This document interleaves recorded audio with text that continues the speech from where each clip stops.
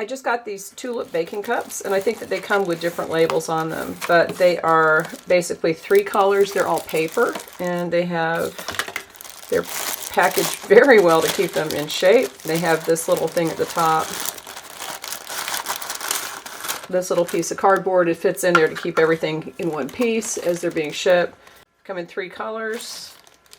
There are 200 of them in each package, so that's really good. And it's basically just a sheet. It's a little piece of parchment paper that is a square that's been folded up to be a cupcake cup. So I'm going to go make some muffins with these now, and we'll see how they do.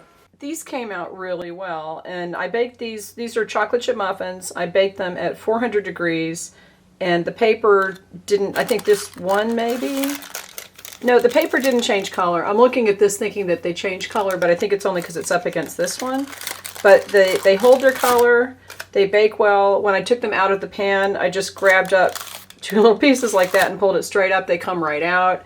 These are really cute and they're nice. It gives you a little bit of an upscale feel for your muffins or your cupcakes.